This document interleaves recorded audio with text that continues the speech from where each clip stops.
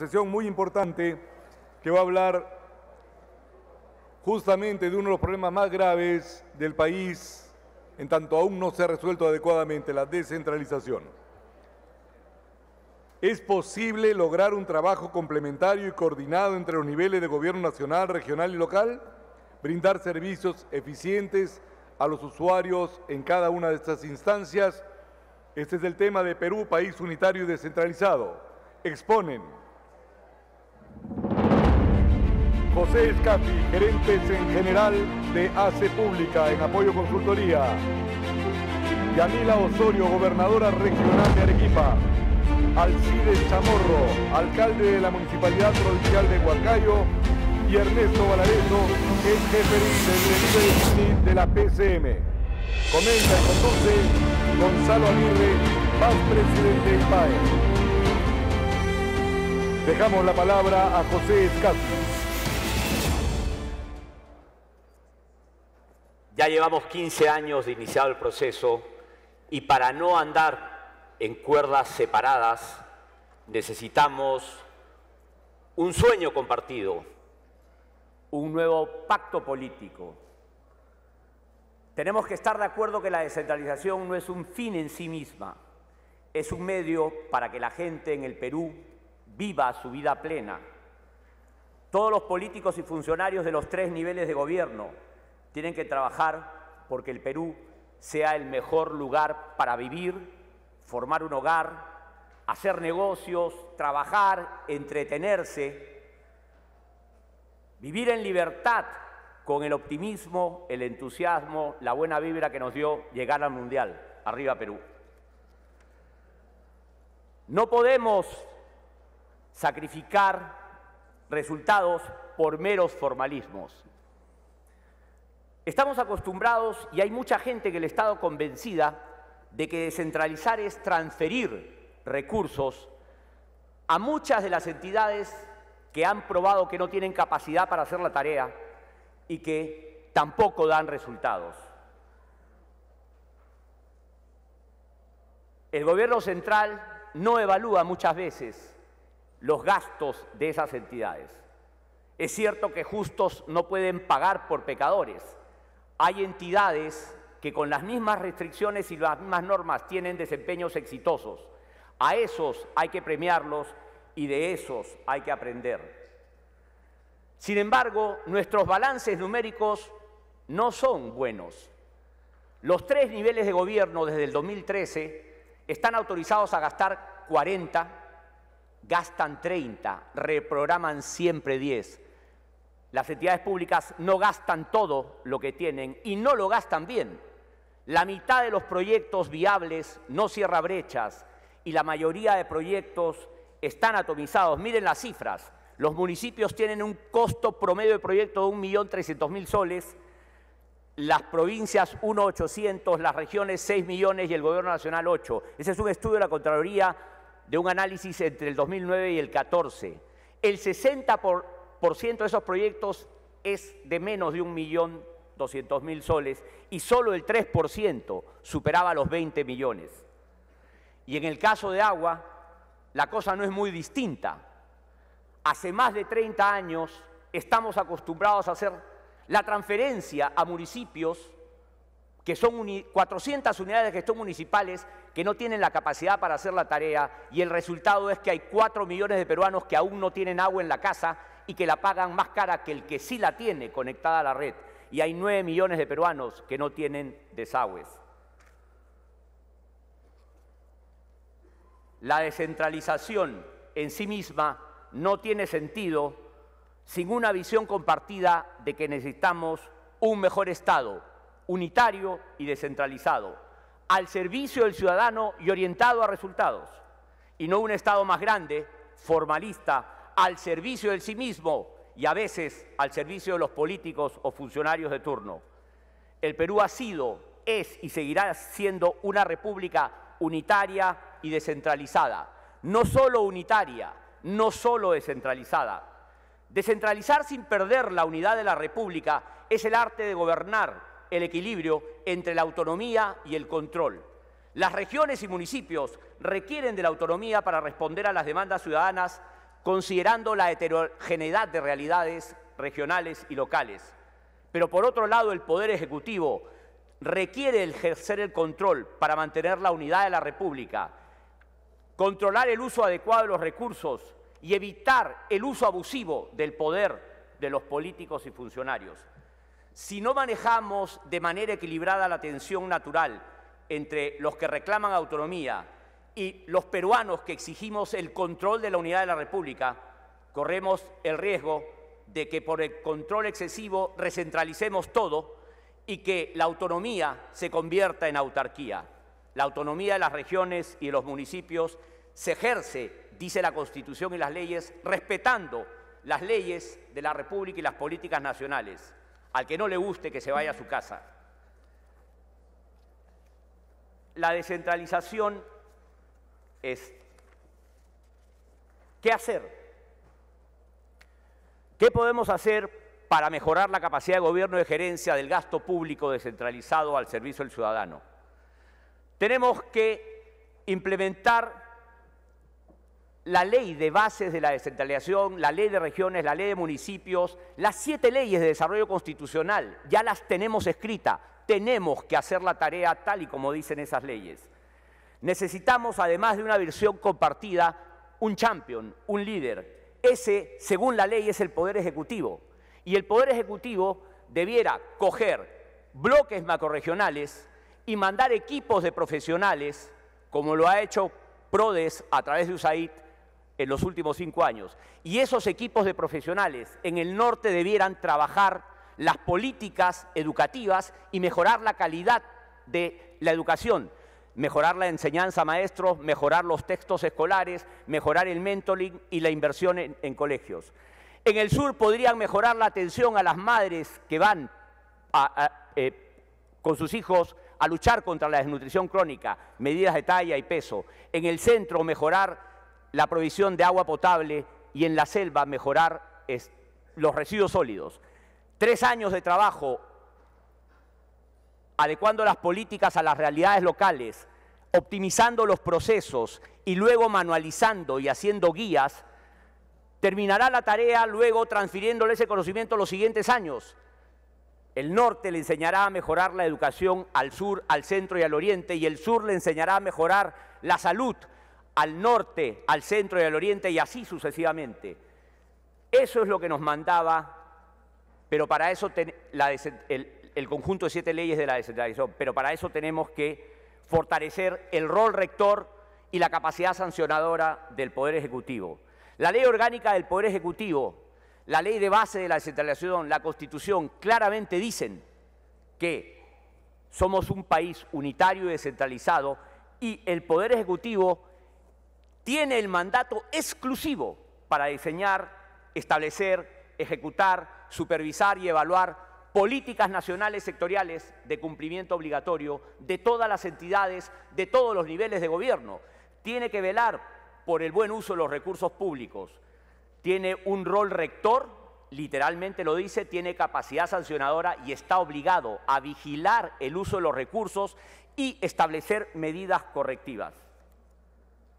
El buen rector no es aquel que anda solo con palo, es aquel que logra que se alineen las políticas nacionales y sectoriales porque las regiones y los municipios están convencidas de que eso es lo correcto y porque eso es lo que más le conviene a ellas y a la ciudadanía local. El buen rector usa incentivos positivos, los pactos políticos, los GORES ejecutivos, las reuniones municipales ejecutivas que ha iniciado este gobierno, pero los diálogos políticos para formular políticas nacionales y sectoriales para todo el Perú no bastan. Hay que optimizar las cadenas de valor, los procesos de trabajo hasta el 4.º nivel de detalle. Hay que luego manualizar las mejores prácticas, hacer guías, manuales, software de nivel nacional. Eso es ser un buen rector. Hay que generar una Wikipedia del conocimiento, hay que hacer gestión del conocimiento, que lo que aprendió a hacer bien el norte lo aprenda luego el sur y el resto del Perú. Eso es ser un buen rector. Sin embargo, a Dios rogando y con el mazo dando, al que quiere escuchar el diablo, a ese con palo. Reasignar las tareas, decía la ley de bases, es una tarea que se tiene que hacer siguiendo 4 principios. Si vamos a evaluar las cadenas de valor, dice la ley, tú le das la tarea a aquel que estando más cerca de la gente demuestra que tiene capacidad efectiva para hacerla. Ese es el principio de selectividad. Pero tiene que además probar que lo puede hacer más barato que el nivel de gobierno inmediato anterior. Si cumple todos esos requisitos, le das los recursos y las capacidades y las competencias. Si no tiene la capacidad, lo capacitas, pero si no lo puede hacer más barato, se lo das a la provincia. No porque te llames distrito manejarás las aguas potables, si vas a dar el agua más cara que lo que la daría a la provincia. No porque te llames distrito tendrás que tener un camión y un chofer, si en una mancomunidad de 5 distritos puede haber una unidad de producción que con un chofer y un carro administre los 5 distritos. PRODES, en un ejercicio de 5 años, optimizó varios procesos. Voy a contarles la historia de los textos escolares. Fueron con equipos de profesionales a una región, trabajaron con ellos el diagnóstico del problema desde la realidad local y empezaron a ver cómo era el proceso. Los textos escolares los compra el Minedu por el principio de concurrencia, por economías de escala y por control de calidad. Tiene sentido que los compre el Gobierno Nacional. Y el Gobierno Nacional contrata la logística hasta las UGELes locales, las unidades de gestión educativa local. Pero hay decenas de UGELes por región. Y esas UGELes, encontró PRODES, solo tenían un almacenero para armar todos los kits para los miles de alumnos de las centenas de colegios de esa UGEL. Evidentemente, es tarea del Gobierno Nacional analizar si esa logística tiene sentido. No sería más conveniente, y hay que evaluarlo, que el Gobierno Nacional compre, arme los kits y entregue de frente a los colegios. ¿Por qué tenemos que jugar a que por descentralizar le damos una tarea a alguien si no le vamos a dar los recursos? Si es muy caro darle los recursos a las 220 UGELes para que armen los kits rápidos y que en lugar de en 80 días entregue los textos en 10, es mejor que el Gobierno Central lo haga de frente y le demos otro tipo de tareas descentralizadas. Eso significa trabajar la optimización de cadenas de valor siguiendo los principios de subsidiariedad, selectividad, concurrencia y provisión. PRODES durante 5 años puso equipos que desde la realidad local y con la participación de los funcionarios que hacían las tareas en las postas médicas, en los colegios y en la limpieza pública local, identificó con cifras, datos y hechos los problemas de demora. Nos demoramos 80 días en entregar textos y llegamos no en marzo, sino en junio o julio. Las madres llegan y esperan 7 horas la atención de crecimiento y desarrollo para la mediación de talla y peso de sus hijos. Las historias clínicas se pierden. Eso es meterse a entender cómo se proveen los servicios descentralizados de la manera más eficiente al servicio del ciudadano. Y a partir de las lecciones aprendidas y sin más plata, empezaron a optimizar las tareas. Luego manualizaron, hicieron manuales, hicieron guías, hicieron softwares y transfirieron el conocimiento, ¿no es cierto? Y dieron asistencia técnica plena durante 5 años. Eso es lo que tenemos que hacer como país en los próximos 3 años por cada una de las macrorregiones o mancomunidades que se han formado. Optimizar la cadena de la educación en el norte, la cadena de la salud en el sur, la cadena del agua en el centro y la cadena de los residuos sólidos en el oriente, a nivel de detalle. En el agua potable las cosas ya hemos visto cómo son. Por lo tanto, en lugar de seguir insistiendo en transferirle la plata a 400 unidades municipales para que manejen miles de pequeños proyectitos que no terminan y que nadie sabe si dan agua o no a la gente, lo que tenemos que hacer es, de repente, desde el Gobierno Central, contratar a una gran empresa de gerencia de proyectos que a su vez contrate equipos de profesionales o empresas constructoras que hagan los estudios de preinversión, la ingeniería de detalle y las obras para toda la región durante 5 años. Un solo contrato en lugar de muchas pequeñas transferencias de plata a muchos pequeños municipios para que hagan muchos pequeños contratitos de diseño de preinversión, ingeniería de detalle, obra y supervisión de obra. Y una vez que cerremos la brecha de cobertura y que a la gente le llegue el agua a la casa y pueda pagar la misma agua que todos nosotros pagamos, que es mucho más barata que la del que no la tiene, entonces ahí podemos apepear la gestión, operación y mantenimiento de las APPs. eso sería realmente, y acá está una empresa de ingeniería, de gerencia de proyectos, diseña bases, arma concursos, gestiona contratos, supervisa la ingeniería, elabora los estudios de preinversión, supervisa la obra, entrega resultados completos. Esas son las EPCMs, las hay en el mundo. No tenemos que tenerlas en casa, no tenemos que formar pequeñas empresitas para hacer todo eso, si podemos contratar a los grandes del mundo, traerlos al Perú y que al final de su tarea le dejen a las regiones y a los municipios los manuales, las guías, los procesos, los procedimientos, y en el Perú ayuden a todas las empresas constructoras locales a hacer todo el cierre de brechas de cobertura de agua de calidad en todo el Perú en 5 años. Finalmente, necesitamos, es verdad, seleccionar a la mejor gente, pagarle adecuadamente, mantenerlos motivados con camiseta. En el Estado hay muchos de esos que cobran mal y visten camiseta. A esos hay que apoyarlos, pero necesitamos gente que tome decisiones, que priorice los resultados y no los meros formalismos.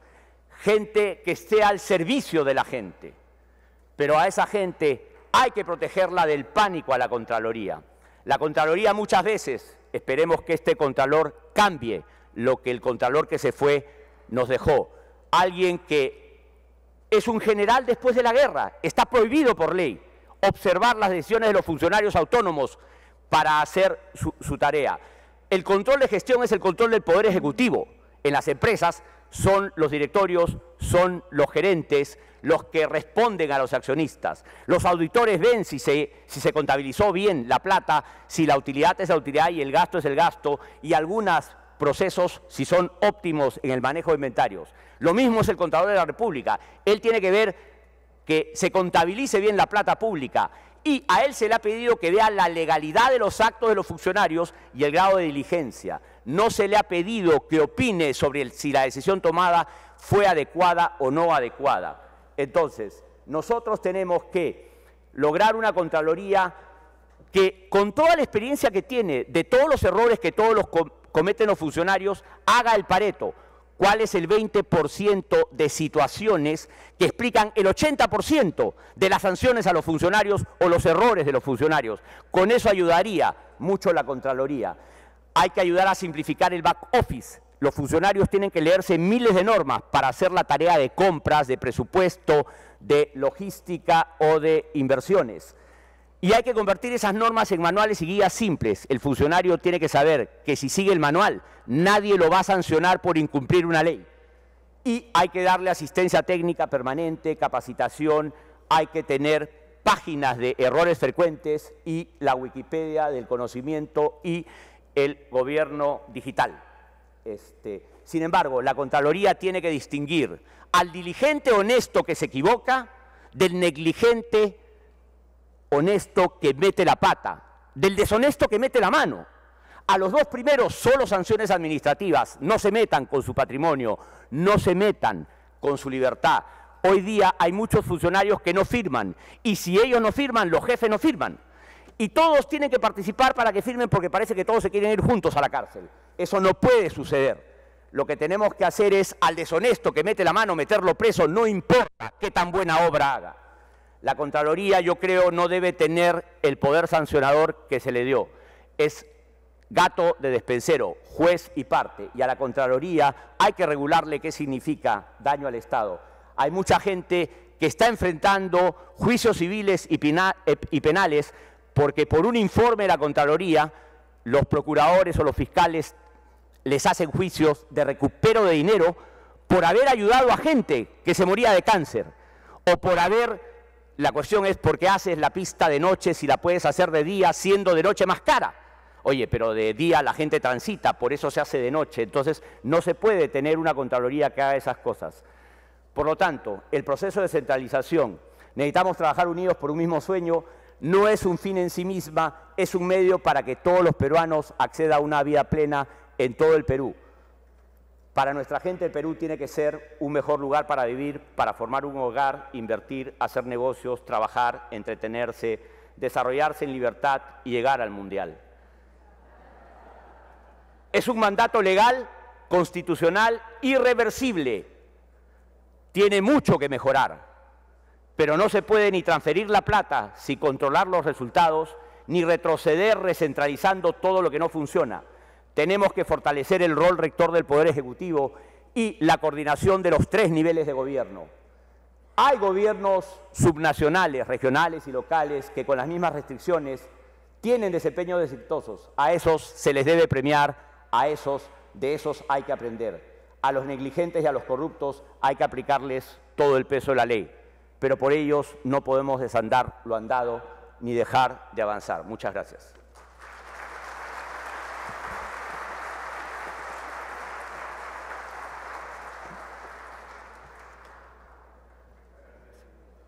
Muchas gracias, Pepe, por tu presentación. Tenemos ahora en el panel a 3 representantes de los 3 distintos niveles de gobierno. Tenemos a Yamila Osorio, que es gobernadora regional de Arequipa. Tenemos a Alcides Chamorro, que es alcalde provincial de Huancayo. Y tenemos a Ernesto Valareso, que es ex jefe de la unidad de cumplimiento de la PCM, que estaba a nivel del país entero, a nivel nacional. Entonces, para un poco entiendan cómo es esta sesión, luego de la presentación de Pepe Scafi, vamos a darle 5 minutos a cada uno para que den una presentación y luego vamos a dialogar y vamos a recibir también a través del Twitter las intervenciones de ustedes para que ayuden al diálogo. ¿Sí? Entonces, sin más, dejo con ustedes a Yamila Osorio. Que hagamos de la descentralización una posibilidad y no un problema. Sin embargo, en los últimos años, cada vez cobra más fuerza las voces que están en contra de la descentralización y que la ven como una traba, como un obstáculo. Muchos de los motivos por los cuales estas corrientes en contra de la descentralización se manifiestan es porque erróneamente se ha acuñado exclusivamente la corrupción a los gobiernos regionales. Sin embargo, la coyuntura actual nos demuestra que la corrupción ha enlodado izquierdas, derechas, centros, no ha distinguido entre niveles de gobierno, ha enlodado al sector privado también.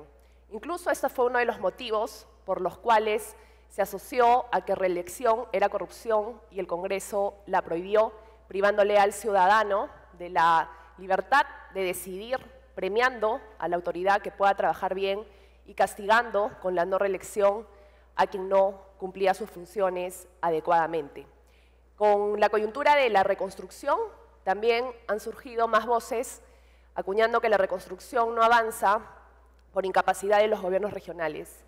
Nos hemos preguntado qué funcionarios o qué recursos humanos, qué calidad de recursos humanos podemos tener en nuestras administraciones cuando un funcionario de un gobierno regional percibe 1/3 de lo que perciben funcionarios de mando medio en un ministerio y además a sabiendas de que culminando la administración va a enfrentar juicios.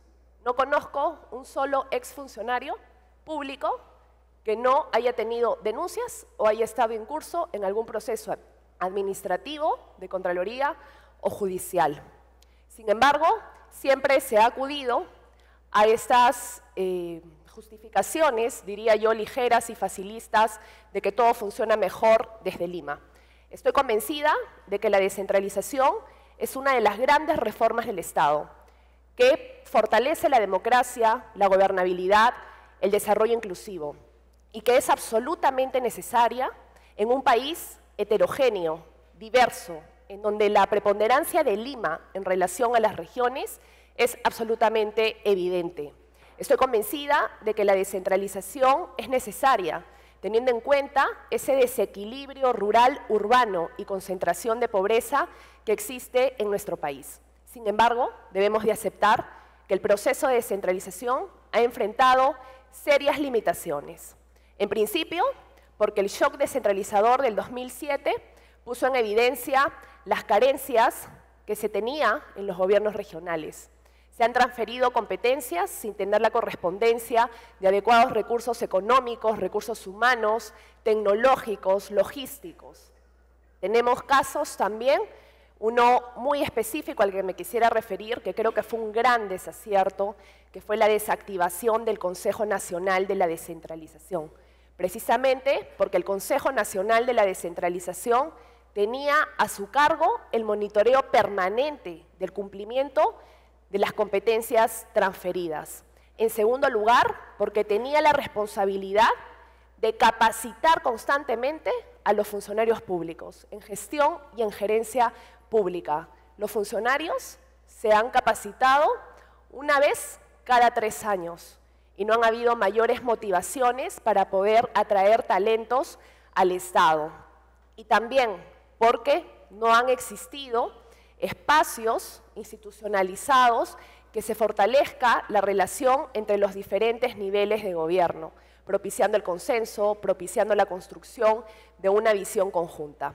Pero un punto adicional es que el rol rector de los ministerios también ha carecido de liderazgo, de decisión, para poder articular mayores esfuerzos con todos los niveles de gobierno. Creo que quedan muchos retos, pero sobre todo creo que tenemos que reconocer que la descentralización requiere de reformas estructurales, que vayan de mano, además de las reformas políticas que ahora está tratando el Congreso. Creo que esto no se puede tratar por cuerdas separadas y este panel nos va a permitir hacer aportes y tener claramente que hay experiencias positivas que se pueden replicar, que no todo es malo en este proceso y que creo que es posible acercarnos al ciudadano y lograr una mayor confianza desde el rol que nos ha tocado desempeñar. Gracias, Yamila.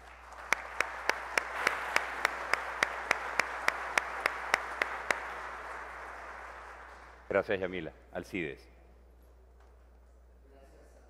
Por la invitación, saludo a los panelistas y a los presentes.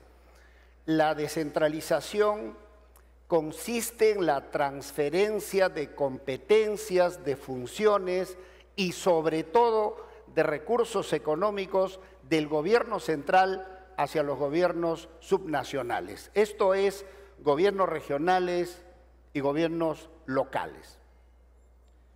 Esta premisa, este enunciado, constituye un mandato constitucional, según la cual la descentralización constituye una política permanente del Estado de carácter obligatorio y que tiene por finalidad lograr el desarrollo integral del país.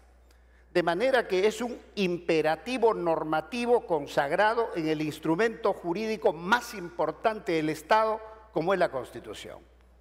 En segundo lugar, los representantes de los poderes del Estado, de la sociedad civil, los partidos políticos, la Iglesia, los representantes de los trabajadores y de los empleadores han suscrito el Acuerdo Nacional el año 2002 con una vigencia hasta el 2021, según la cual se debería eliminar el centralismo. Entonces hay un imperativo legal y hay un imperativo ético, moral y cívico de honrar la palabra empeñada. ¿Qué es lo que ha pasado en la práctica?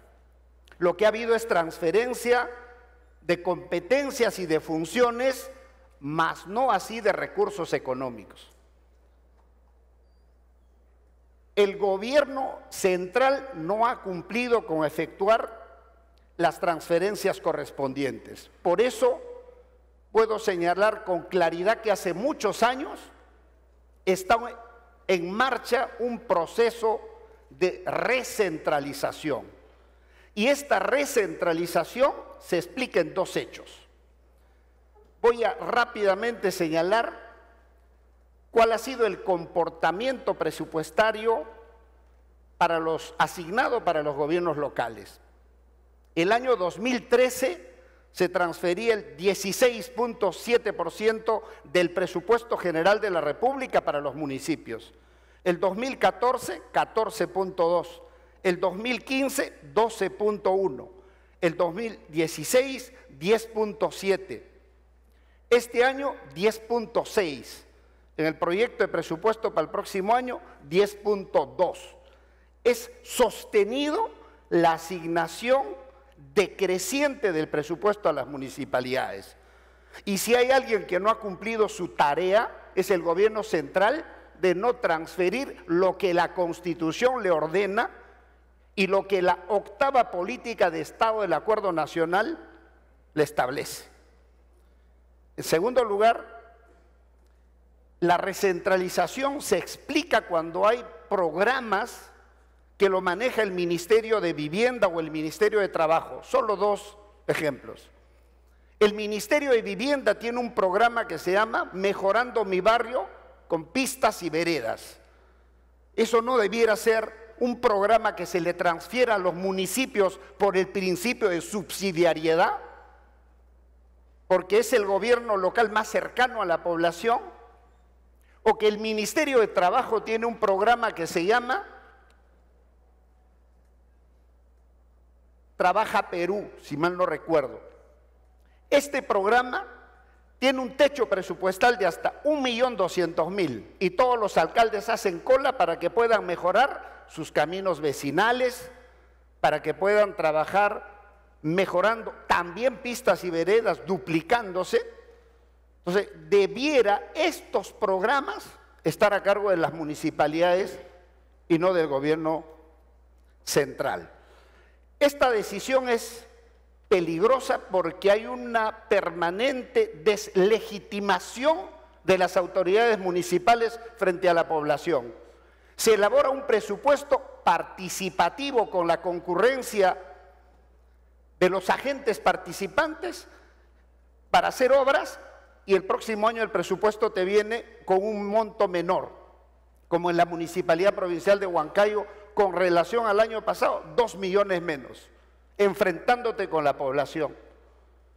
Así como se tiene que defender la institucionalidad municipal o la institucionalidad del presidente de la República, hay que hacer lo propio con los gobernadores regionales y con los municipios. Y para concluir, me permito señalar algunas recomendaciones. Primero, desentrampar el proceso de descentralización que está paralizado. Aunque hay otra palabra un poco más de moda, destrabar la descentralización y relanzarla. Y para ese relanzamiento se requiere voluntad política del gobierno. Dos, crear un organismo encargado de rediseñar, monitorear y supervisar el proceso de descentralización. El año 2002 se creó el Consejo Nacional de Descentralización, cuyo presidente era designado por el Poder Ejecutivo, tenía rango de ministro y tenía asiento en el Consejo de Ministros, e incluía representantes del gobierno regional y de los gobiernos locales.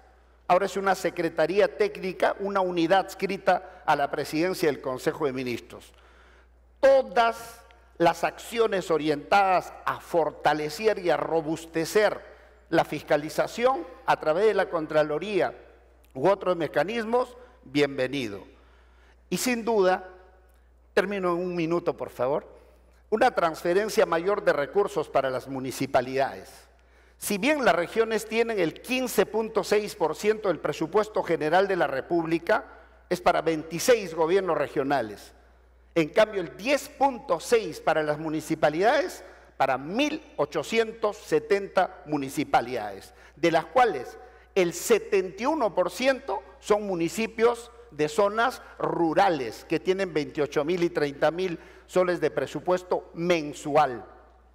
Asimismo, consideramos que la descentralización sigue siendo una aspiración legítima de los pueblos del interior del país. Es la gran deuda histórica que tienen los gobiernos para con los pueblos del interior. Por eso puedo señalar sin temor a equivocarme que sin descentralización no hay una democracia verdadera. Al contrario, es caldo de cultivo para las prédicas totalitarias y para que las fuerzas oscurantistas de la maldad y la muerte puedan recobrar nuevamente en el Perú. Muchas gracias.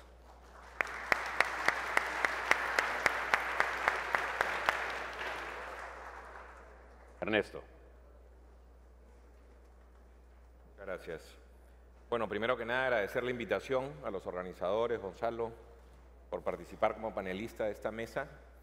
Mesa que con la cual me siento identificado. Antes de mi paso por la PCM he tenido 20 años de experiencia en minería y industria más descentralizada que la minería, pocas creo. Así que he vivido los problemas de la descentralización con autoridades y nosotros mismos, ¿no? Hace un año, aquí en el CADE, el Premier Zavala anuncia la creación del Delivery Unit, la PCM. Me convoca, me anima y entro a apoyar esta iniciativa. Nosotros tradujimos Delivery Unit a Unidad de Cumplimiento del Gobierno y para eso me han invitado aquí a este panel. El objetivo de esta unidad del Delivery Unit de la PCM es monitorear, informar y velar porque ciertos proyectos emblemáticos del gobierno se lleven a cabo, se ejecuten. El Delivery Unit, la unidad de cumplimiento del gobierno, es apolítica. No tenemos nada que ver con la política. Pase lo que pase en la arena política, nosotros seguimos apoyando, porque no somos ejecutores, pero apoyamos a los líderes de los sectores a que las cosas sucedan. Hay una metodología, hay una práctica ya aprobada en varios países que esto funciona y en las empresas privadas funciona todos los días. Para muestra un botón pedí que por favor, no sé si pueden poner una transparencia para explicarles. En esta transparencia sigo diciendo yo, los chicos con los jóvenes con los que trabajo hoy día se ríen. Diapositiva. Acá hay varios como yo, entonces entienden. Todo nace con un objetivo y muchas veces el objetivo hemos puesto seguridad ciudadana como ejemplo. En realidad hemos trabajado en formalización, en salud, anemia, desnutrición crónica infantil, en infraestructura, en fin, en varias iniciativas. Quise poner esto como ejemplo. No es importante el texto, pero sí, siempre todo nace con un objetivo. Y aunque parezca simple, aquí incrementar la confianza de la policía de 18 a 32% en el 2021 es un objetivo claro, medible, conciso. Cuando se habla, por ejemplo, Pepe habló de agua y saneamiento. Agua para todos, y nosotros comenzamos a preguntar qué significa agua para todos, cantidad, calidad, en las zonas aledañas, pilones, 1 hora al día, qué tan pura el agua, hay que hervirla, eso ya es agua, para todos, en fin. Cuando comenzamos a aterrizar, y ese es uno de los grandes objetivos que tenemos, el objetivo, encontramos que muchas veces se dice hay que hacer esto, pero a la hora de los loros nadie entiende lo que hay que hacer, por eso es que muchas cosas no suceden. Bueno, después vemos la trayectoria de cómo ha venido esta iniciativa. Si no hacemos nada, no vamos a llegar. Si hacemos, en la mano derecha de la diapositiva, si hacemos ciertas cosas, esto va a mejorar y vamos monitoreando. Y vamos informando a los ministros, informando al Premier, en este caso a la Premier. Esta oficina continúa y con mucho apoyo de la PCM. Es muy bueno que esté en la PCM porque otro de las funciones es aglomerar y que sea intersectorial. Muchas veces por ejemplo, un ejemplo claro de la campaña contra la anemia, nos dimos con la sorpresa de que la PCM, MIDIS, MINSA y Produce con A Comer Pescado tenían presupuestos para publicidad para combatir la anemia. El mensaje de cada uno era distinto, la PCM agrupa estos 4 sectores y sale un solo mensaje con un solo presupuesto para combatir la anemia y el ciudadano no se le confunde y tiene claro a lo que queremos llegar. Bueno, se informa con semáforos, se informa a los ministros, al Premier, y esa es la labor de esta unidad, de esta oficina. Ayudamos a líderes fuertes que quieren realmente que el ciudadano tenga una mejor calidad de vida, que tenga resultados, a que las cosas se cumplan. Esa es la función.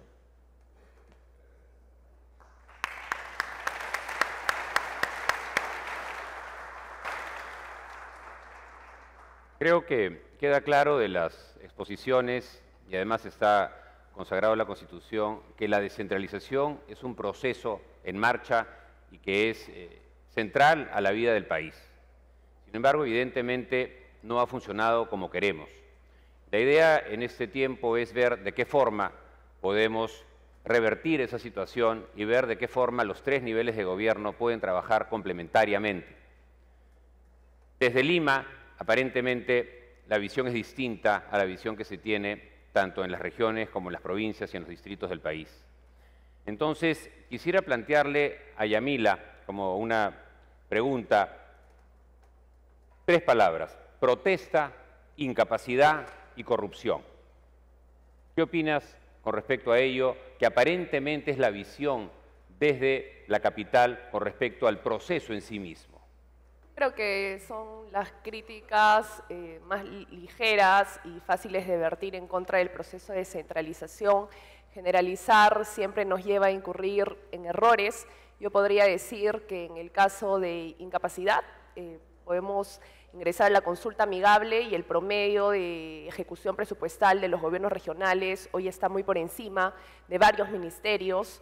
Podría decir también, en el caso de la corrupción, reafirmar que ha afectado tanto al sector público como al sector privado y que ha sido un grave error solamente relacionarlo con los gobiernos regionales.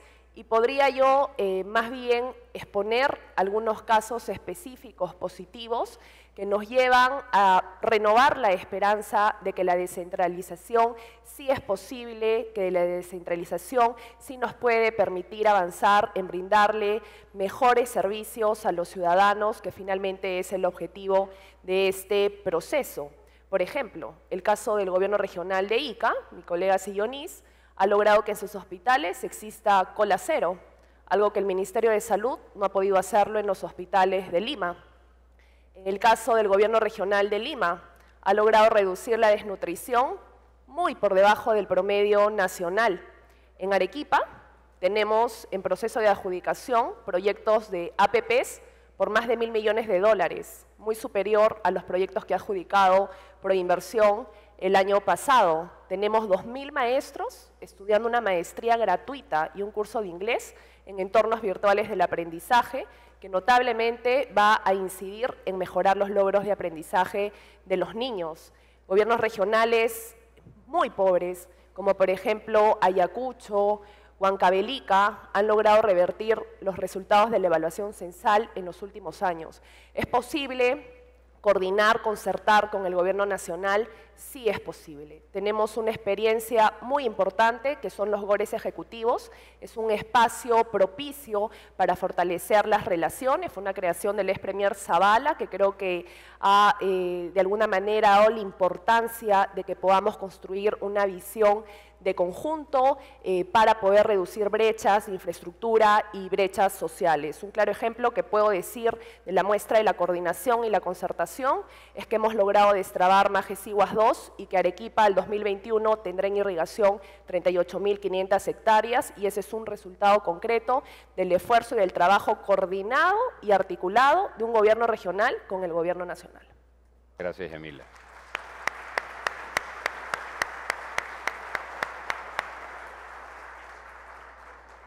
La descentralización es un proceso, como decía hace un momento. Sin embargo, el peruano, el ciudadano promedio, no puede seguir esperando a que este proceso continúe. Se necesitan hacer acciones más inmediatas. Es importante, y le voy a pedir al CIDES que lo comente, porque él estuvo desde el inicio de las leyes de descentralización en el Congreso, en ese momento como congresista, la evolución que ha tenido el proceso de descentralización en estos últimos 15 años y por qué no ha habido ningún progreso tangible e importante en el país. Quizá es porque no ha habido una continuidad desde el gobierno central, que ha tenido como Poder Ejecutivo la responsabilidad de que este proceso fluya y cada vez se fortalezca más. Alcides. Gracias. En el primer gobierno del presidente García también se sancionó la Ley de Bases de Descentralización. El propósito era caminar hacia la descentralización del país sobre la base de 9 regiones. El gran inconveniente fue el asambleísmo para el Consejo Regional. En el caso de mi zona, Junín, Pasco y Huancavelica constituyeron la región Andrés Avelino Cáceres, no por voluntad del pueblo, sino por la ley. Y habían 75 representantes que se hacían llamar diputados regionales. Entonces, ese asambleísmo saboteó finalmente el trabajo del proceso de descentralización, que si bien se pudo haber mejorado y corregido, pero posteriormente ya ustedes conocen que fue reemplazado por el Consejo Transitorio de Administración Regional. En el gobierno del presidente Toledo se hizo la reforma constitucional para ir a la descentralización, la ley de bases de descentralización, la ley orgánica de municipalidades, etc. Lamentablemente no tuvo la continuidad, en mi opinión, por falta de voluntad política de los gobernantes.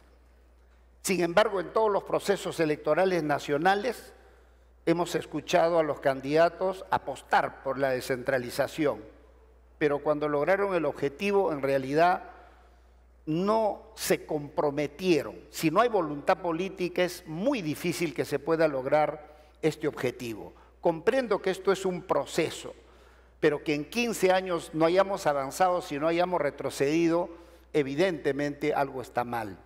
Yo creo que se tiene que impulsar con más fuerza un instrumento que ya existe, que hice mención, el acuerdo nacional que involucra a todos, con una voluntad política del gobierno, y yo creo que en forma gradual es posible caminar hacia la descentralización. Gracias, Alcides. Primero Ernesto, después Pepe. Ernesto, la unidad de cumplimiento que existe, que el día de hoy, nace de una oficina que existe en Gran Bretaña, que es el Delivery Unit, ¿no? Y traducido al castellano terminó llamándose unidad de cumplimiento, pero en inglés delivery significa entrega, ¿no? Propiamente, ¿qué entrega? Entrega estadística, mide los esfuerzos, entrega comunicación. ¿Qué le entrega al país la unidad de cumplimiento y por qué es buena para un proceso de descentralización? Te agradezco la pregunta. ¿Funciona? Bueno, lo primero que llevamos nosotros es experiencia. Venimos del sector privado, donde nos miden, hay indicadores, hay metas, hay plazos, hay presupuestos. Entonces, esa experiencia, llevarla al sector público, creo que es súper valiosa.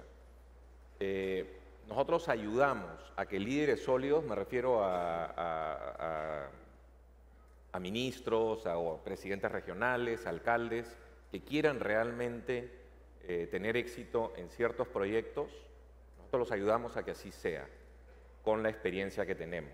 Somos apolíticos, no pensamos en política. Eso también llevamos a la gestión. Pase lo que pase en la política, nosotros tenemos un fin, un objetivo, no nos distraemos. Generalmente los que ejecutan no son los políticos, sino son los segundos, terceros de nivel. Entonces, no nos distraemos. Yo nunca fui al Congreso, por ejemplo. Seguíamos con los planes de trabajo y con los proyectos y con la gente involucrada de cada ministerio o de los ministerios para... Entonces llevamos eso. Llevamos no llevar política a la gestión estatal. Llevamos indicadores, monitoreo, estas reuniones que tenemos con ministros, con premier, con gobernadores, de cómo van fluyendo las cosas, qué funciona, qué no funciona, quién no funciona. Nosotros recomendamos, no tomamos decisiones. Eso también entregamos en este proceso.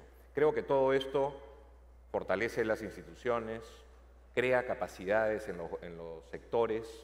Creo que de esa manera contribuimos con la descentralización. Gracias. Pepe.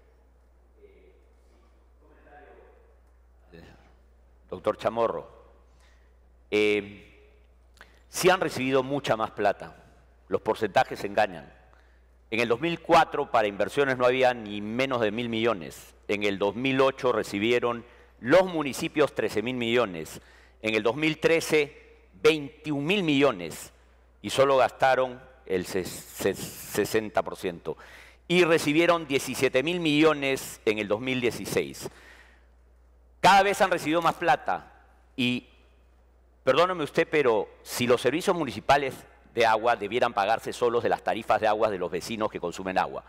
Si no pasa, todos los peruanos sacamos de nuestros bolsillos para subsidiar esos pueblos, ¿no es cierto? Entonces vamos a tener una competencia entre pueblos que piden los subsidios de todo el Perú, porque el Estado no genera plata, El Estado nos cobra plata a nosotros para hacer los bienes públicos.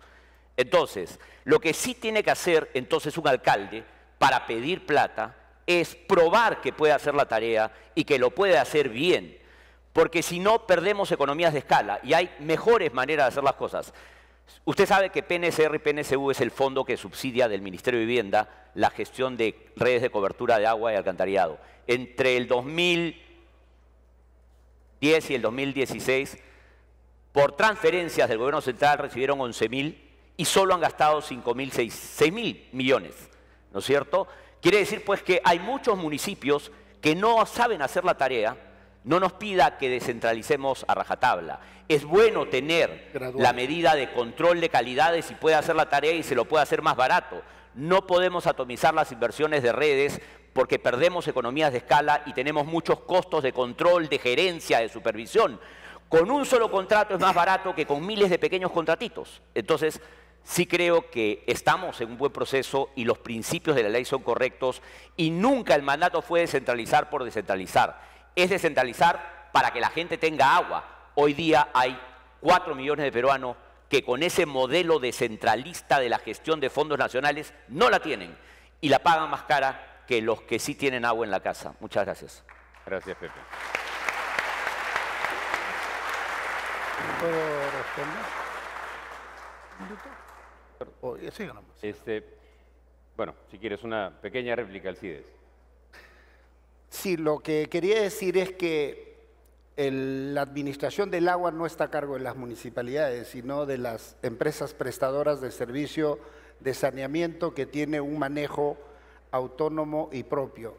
Estoy de acuerdo en el que se tiene que transferir gradualmente los recursos a los municipios que tengan una aprobada capacidad.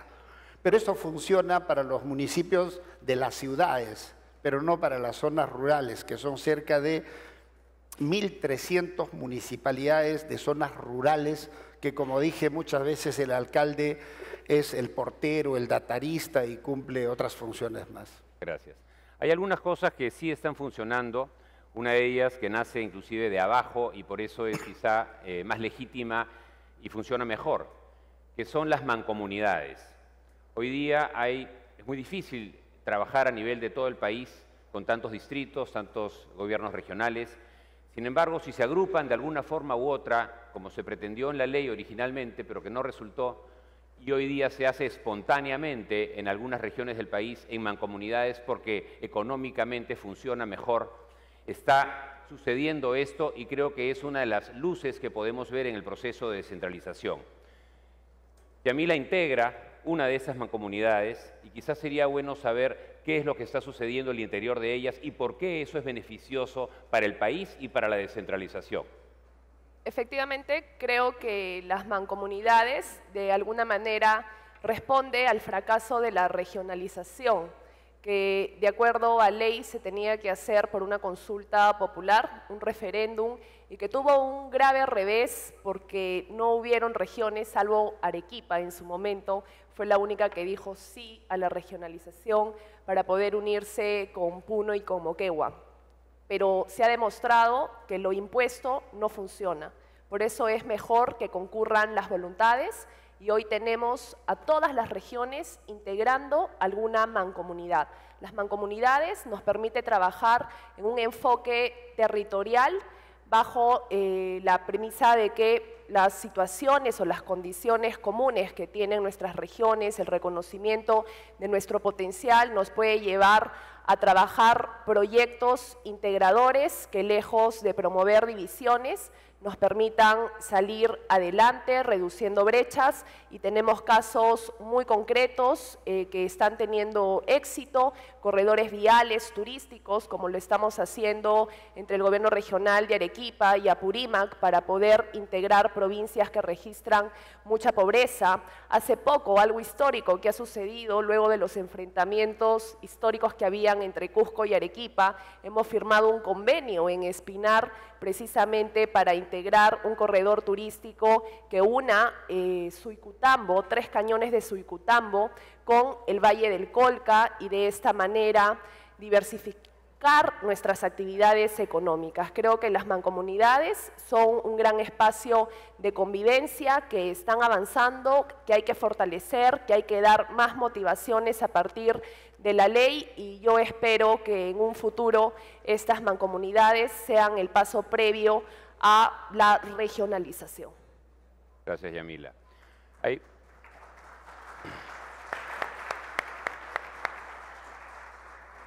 Hay dos otros esfuerzos que también nos dan luces con respecto al futuro. Uno de ellos, ya nos hemos referido a él, que es este GORE, que funciona. Estos gobiernos regionales con el Ejecutivo se reúnen de manera frecuente y planificada y van resolviendo sus temas, tanto sectoriales como a nivel de los gobiernos regionales. Pero ahora, a partir de la próxima semana, se está dando algo que es nuevo en el gobierno, que es una relación entre el Ejecutivo y las municipalidades.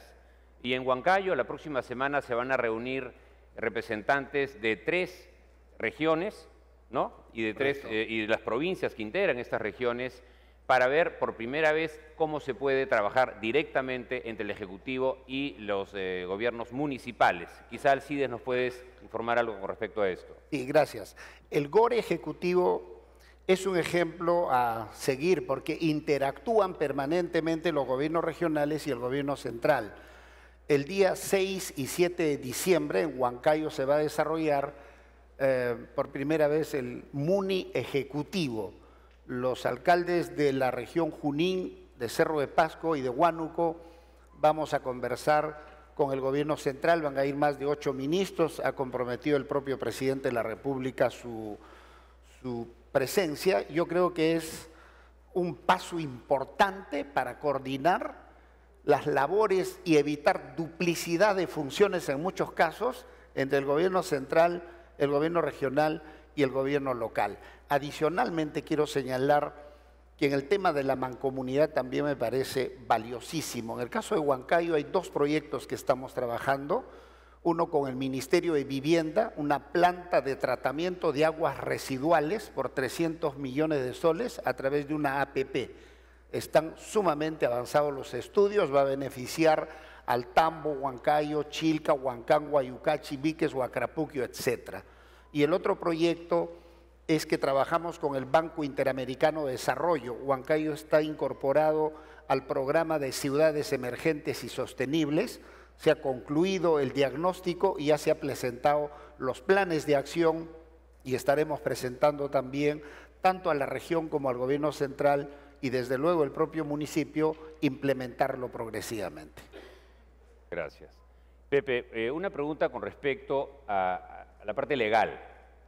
Lo que entiendo de tu presentación es que no se requieren más leyes, que las 7 leyes que existen son ampliamente suficientes para llevar a cabo el proceso.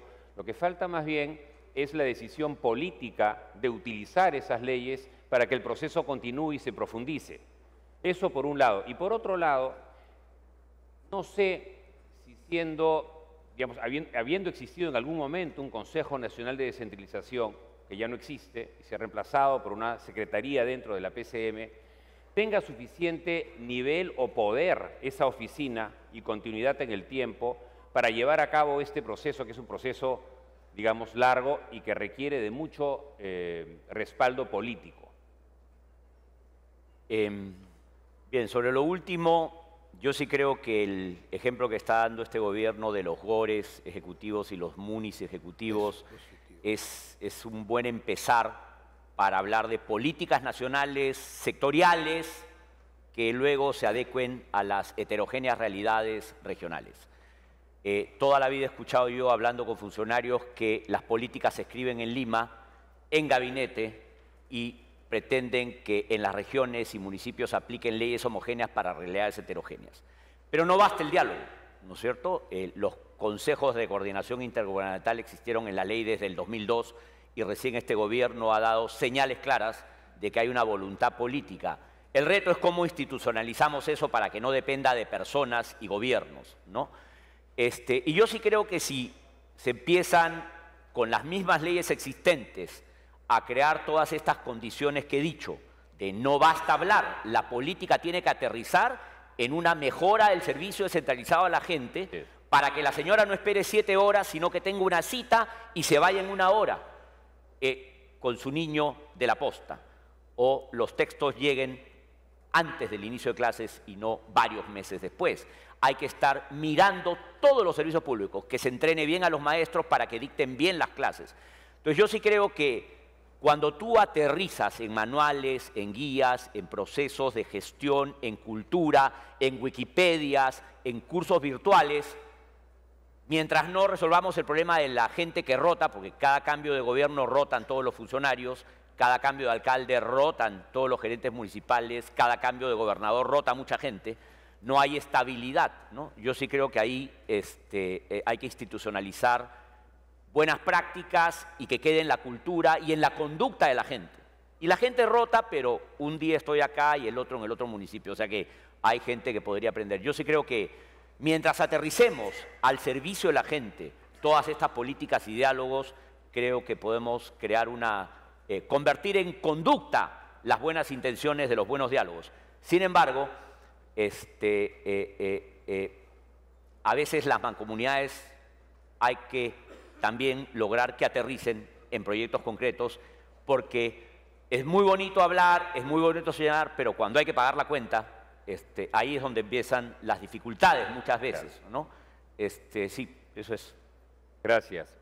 Y hay algunas preguntas que están llegando por Twitter del público. Quisiera leer la primera. ¿Por qué, si todo esto suena tan lógico, no se hace? ¿Qué falta o qué sugieren para que esto empiece a cambiar? Gracias. Bueno, creo que hay un tema que me gustaría plantearle a Ernesto, que es un tema de la comunicación. Creo que ha habido falta, porque aparentemente todo esto es bastante lógico, ¿no? Falta ser serios, perseverantes, continuar con las reformas, capacitar a las personas y hacerlo sostenidamente a lo largo de varios gobiernos para que se vaya mejorando todo este proceso, que es un proceso, y cada vez brindarle mejores servicios a los ciudadanos, que es la razón por la cual esta herramienta se instituyó, porque es una herramienta para otro fin. El fin es dotar de mejores servicios a los ciudadanos. Pareciera que lo que falta también es que todos los peruanos entendamos el proceso y tengamos una mejor comunicación. ¿Algo se puede hacer desde el gobierno central para mejorar esto? A ver, pensando en la pregunta que te han hecho ahí por el Twitter, como yo veo el tema, falta hacer. Nosotros estamos acostumbrados a hablar, a decir hay que, ¿no? Y todos somos expertos en lo que hay que hacer, pero pocos son expertos y pocos se meten a hacer.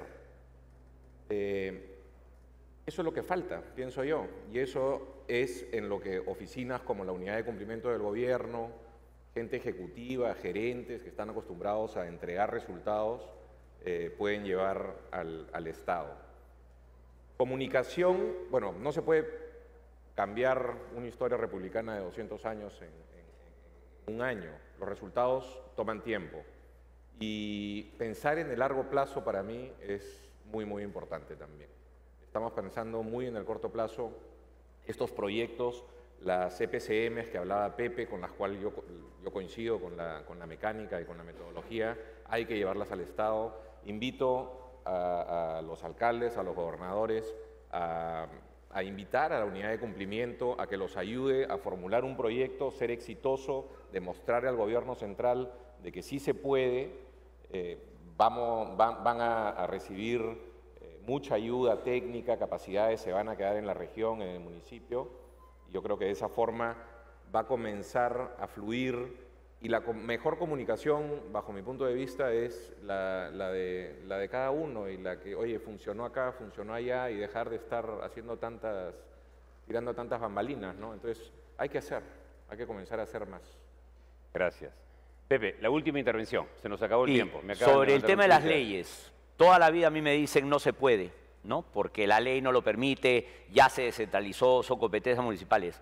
Pero si leemos el conjunto de las leyes, pero además leemos las leyes de presupuesto, la ley de endeudamiento, las leyes de equilibrio fiscal, ¿cómo no vamos a decir que el gobierno central, si pone plata de todos los peruanos a subsidiar a las regiones y municipios que no son autosostenibles, no puede ver la mejor manera de manejar esa plata? ¿Y cómo vamos a decir que no puede ver por todos los peruanos que la plata se gaste bien en las regiones y municipios. Yo creo que esa ley o está mal escrita o la están interpretando mal. Y el que la interprete mal, que me busque porque yo lo ayudo a interpretarla bien. Muchas gracias. Muchas gracias.